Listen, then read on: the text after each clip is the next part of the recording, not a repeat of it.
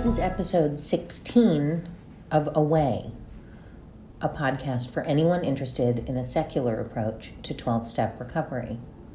I'm your host, Steph Roberts.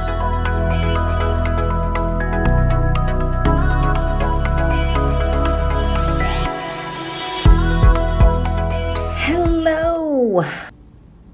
I'm so sorry it's taken me a long time between episodes.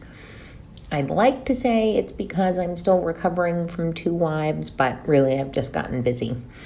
I hope you listen to the podcast just before this, asking if any of you are interested in doing sort of a live Skype or some kind of live big book study meeting from anyone anywhere across the country can join, where we do a sort of brief big book study in the steps through a secular lens, and with an eye towards maybe reframing a lot of ideas in the big book, not rewriting them, just reframing them.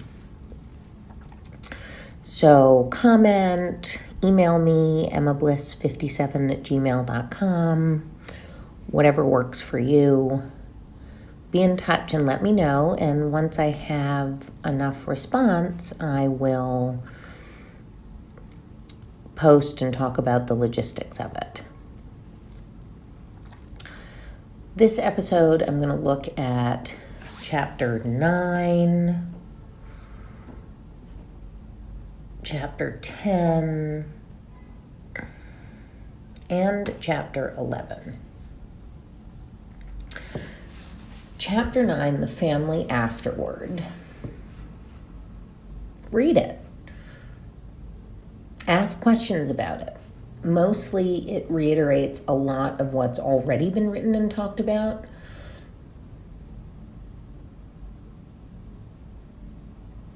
I think in some ways this and the next chapter are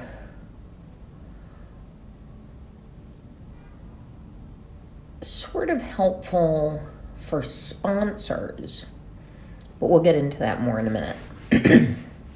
So the opening paragraph provides some comic relief. Our women folk have suggested certain attitudes a wife may take with the husband who is recovering. Perhaps they created the impression that he is to be wrapped in cotton wool and placed on a pedestal. Successful readjustment means the opposite. All members of the family should meet upon the common ground of tolerance, understanding, and love. This involves a process of deflation. The alcoholic, his wife, his children, his in-laws, each one is likely to have fixed ideas about the family's attitude towards himself or herself. Each is interested in having his or her wishes respected. We find the more one member of the family demands that the others concede to him, the more resentful they become. This makes for discord and unhappiness. And why? Is it not because each wants to play the lead? Is not each trying to arrange the family show to his liking? So, our women folk have suggested certain attitudes. We know that's a bald-faced lie, right? Because their women folk didn't write the preceding chapter. So just cross that out.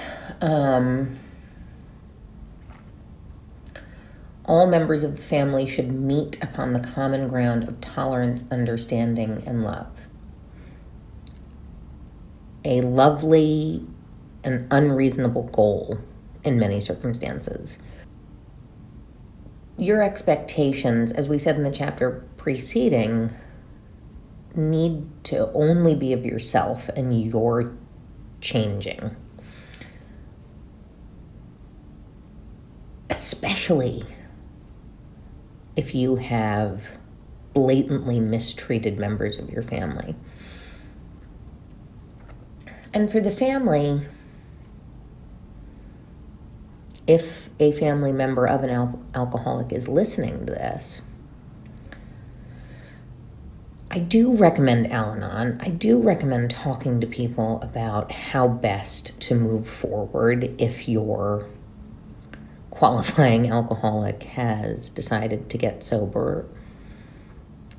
even if not, this is a very personal thing, and you may not feel able to approach it with love and tolerance, at least not at first. And it's my opinion that you shouldn't feel obliged to. You need to also figure out what makes you angry, how angry you still are, can you forgive, can you forget, or not. If you can't, and I am not judging that at all, I know many stories in which I am shocked that the alcoholic was forgiven. If you cannot, then I would imagine it is best to leave. If it's possible. Because to stay and punish the alcoholic forever isn't good for you. Your life will be worse for it. It's that old adage, it's like drinking poison and expecting the other person to die. You're only hurting yourself if you stay just to punish. And why? Is it not because each wants to play the lead? No, it's not because each wants to play the lead. Some of us don't identify with that at all. That controlling, that director, that so on and so forth. And hopefully in the next series, we'll go into that a little bit more. And as I said, I was originally going to do it from a woman's perspective, but I might change that up a little to make it the ideas available to more people. Cessation of drinking is but the first step away from a highly strained, abnormal condition. This I can agree with. Putting down alcohol, and I've said this in previous episodes, is just the first step. This is what's going to help you to clarity. Get rid of the fog. And then you can do some real changing. But the first thing you have to do is stop drinking. And that's all you have to do in the beginning. That said, the family isn't always going to think that's enough. And rightly. If it's possible to talk to them about it and say, I'm aware that there's a lot of work to be done. First, I just have to stop drinking and get that down pat. Great. If you can't talk to them about it, don't try to force them. It's not their responsibility, it's yours. And family, if you can approach it with love and tolerance, and you can, to some degree, and you can understand that putting down the alcohol is just the alcoholic's first step, and that all the changes you hope for will not be immediate. Some maybe never. A psychopath is probably going to stay a psychopath. But right, if at this point you still have a little bit of patience left, I think those of us who love you would beg of you to call on that virtue. Whether the family page 135, whether the family goes on a spiritual basis or not, the alcoholic member has to if he would recover. The others must be convinced of his new status beyond a shadow of a doubt. Seeing is believing to most families who have lived with a drinker.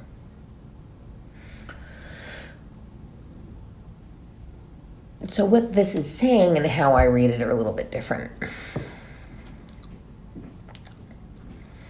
You may or may not find God.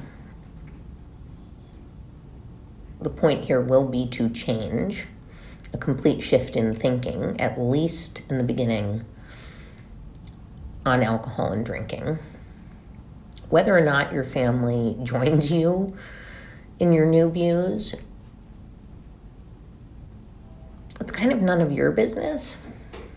And what this is really saying is action. It's your actions. It's your changes that will prove to your family that this time is different, that you really are willing to do this. So maybe they will, but in my experience, they're unlikely to change when you do. And they're going to want to, bear witness to some real change before they sort of hop on the wagon with you.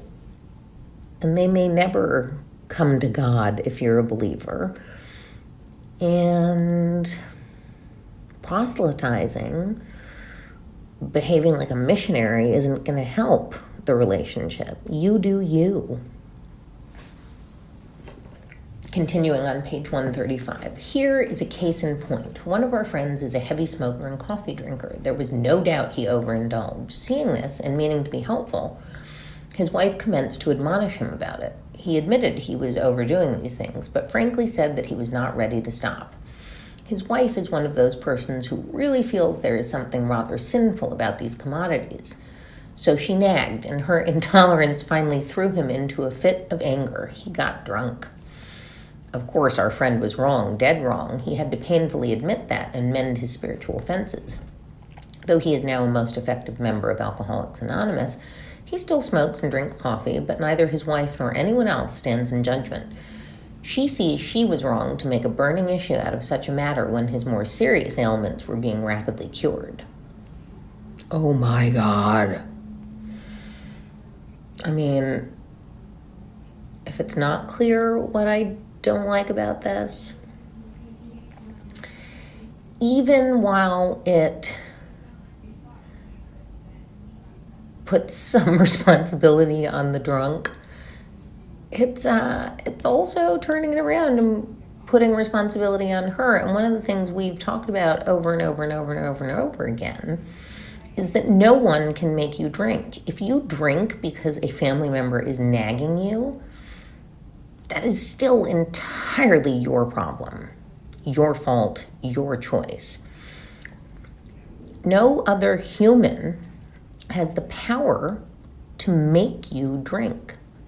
Once you have stopped drinking, it becomes a choice to pick up. If someone's nagging and obnoxiousness and annoyingness pushes you off the wagon, there are other things you clearly need to be working on, like anger issues and patience. The wife is not in the wrong. To the alcoholic, it feels annoying and nagging, but let's turn this around and look at the perspective of the family member. This family member may be super excited that you got sober and super excited that this means you're going to live longer. And now that person wants you to do other good things for your health. It's not so wrong. And to expect quote unquote normal people to be like, well, you cured the worst thing, so now do whatever you want. Like, that's not reality. That's not how families work. The very last thing they say here, we have 3 little mottos which are apropos. Here they are. First things first, live and let live, easy does it. Those are all great. First things first, set small achievable goals and reach them one at a time, right? So your first goal is to stop drinking. Make that happen before worrying about anything else. That doesn't mean other people aren't going to worry about anything else. That doesn't mean your mom or your sister or your wife or your husband or your partner is not going to nag you about quitting smoking.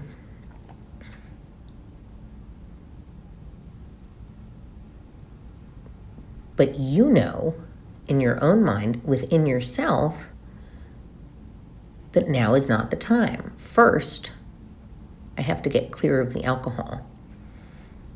Perhaps my next goal will be to quit smoking. But first, I'm going to achieve this goal. And that achievement, because as we've said before, Sobriety is like yoga. It is a practice. There is no end. You know when you've achieved it, when you feel steady enough in your sobriety to set your next goal. The steps help you. At least get through the steps, get some solid footing, and then worry about the next goal. And if someone's nagging you, you can ignore it. That is always an option. You can say very clearly and kindly, first I'm going to work on this. I want to get this down pat, and then I'll move on to the next thing. Live and let live. You do you. If it's a constant irritant and rubbing you the wrong way, extricate yourself. That goes for both parties, both sides. And easy does it is chill out. Just don't drink. So then we go into the chapter to employers. In some ways, this chapter is, in 2019, more to sponsors. It gives some really helpful advice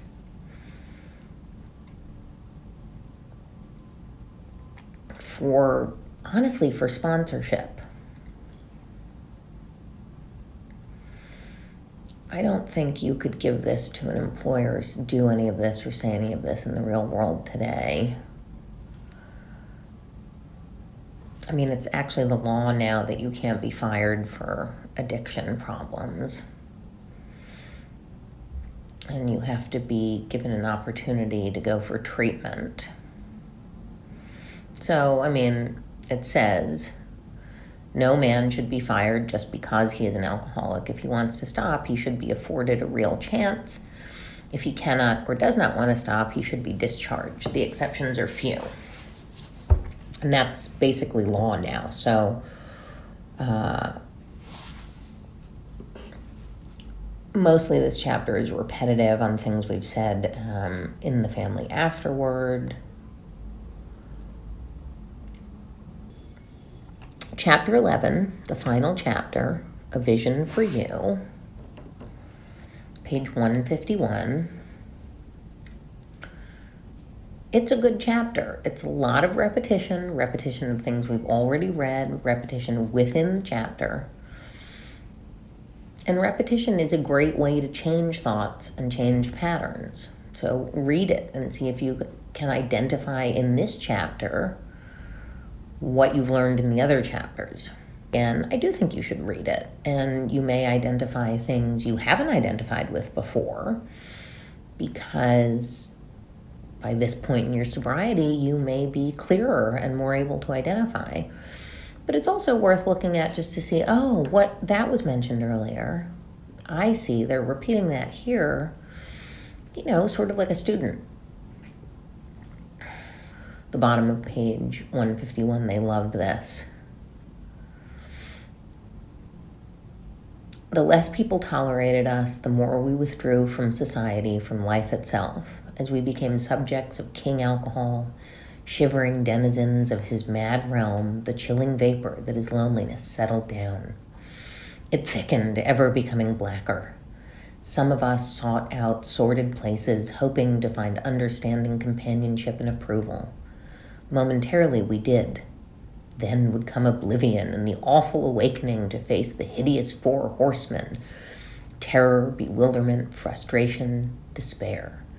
Unhappy drinkers who read this page will understand. A lot of people love that analogy. I mean, I, as always, think it's florid and overdone, but and the words are right. Terror, bewilderment, frustration, despair, sort of synonyms of for me. Do a close read of it. It's a great summary of everything the book has covered. It's a good reminder of things that you've read much earlier.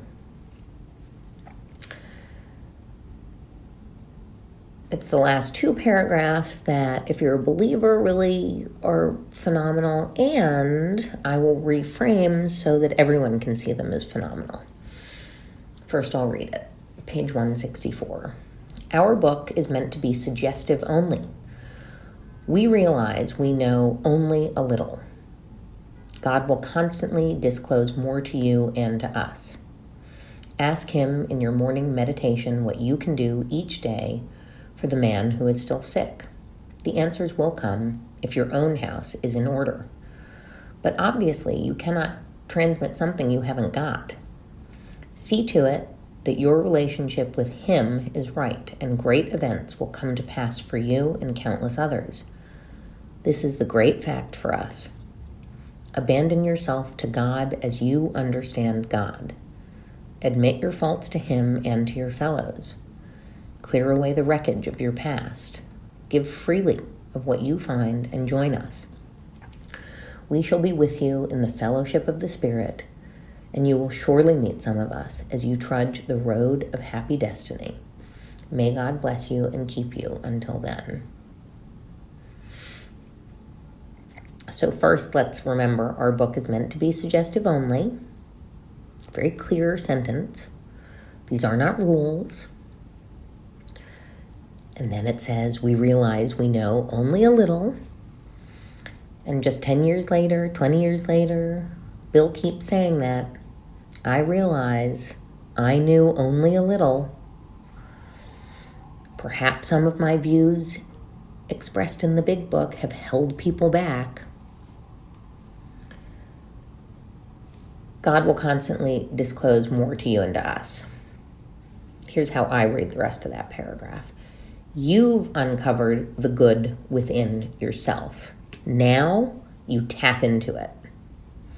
You ask yourself, how can I be my best self? What can I do for myself and others today that will make today better for me and for them? And then do it. Don't just think about it. Do it. Be a better person in the world. Be a better citizen of the world today than you were yesterday. You are your only competition. And the last paragraph, abandon yourself to God. Here's how I read it. Abandon yourself to life. You got it back, so seize it. Make it great. Be better. Do better. Learn more. Open your mind and your eyes. Listen. Work hard. Abandon yourself to life.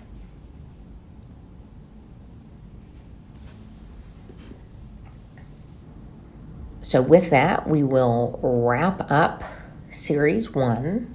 And as ever, I hope this has made you feel less alone and know that no matter what, there is a way.